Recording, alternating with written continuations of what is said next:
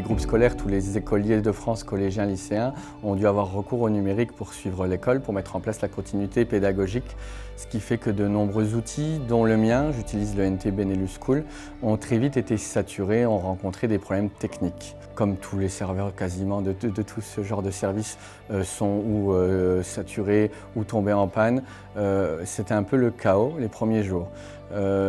Étant bien impliqué dans le projet, je suis en lien direct avec l'équipe de Benelux, donc je me suis permis d'aller aux nouvelles pour voir ce qui s'y passait et j'ai trouvé une équipe qui était sur le pont nuit et jour pour essayer d'y pallier, mais qui se faisait également déborder d'emails de tous les enseignants de France qui souhaitaient avoir des explications et de l'aide. Tous les services en ligne ont été confrontés à ce problème. Donc moi, dès le mardi matin, je me permets de contacter l'équipe en disant est-ce que je peux me rendre utile, est-ce qu'il y a un souci? Donc au moment où j'ai Benjamin, le créateur de Benelux, au téléphone, je lui dis mais mettez en place un forum, ça va vous soulager énormément. Il ne le voit pas, donc je propose gracieusement de dire mais moi si vous le souhaitez, j'ai les compétences, j'ai des serveurs, je crée un forum et vous réorientez une partie du support sur ce forum. Donc le forum Benelux Support tout simplement est né le 17 mars.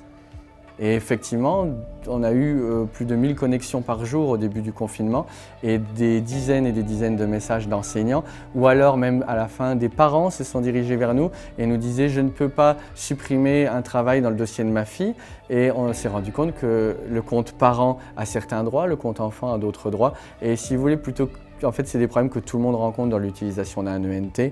Plutôt que de répondre 10 fois la même chose à 10 personnes différentes, la magie d'un forum et la magie d'Internet, c'est que dans l'espace de 15 jours, il y a eu 2000 messages en ligne. Et enfin, le dernier point que j'aimerais souligner, c'est qu'une fois que les problèmes ont été résolus, il y a eu cette envie d'optimiser dans l'intérêt des élèves, dans l'intérêt de la continuité pédagogique.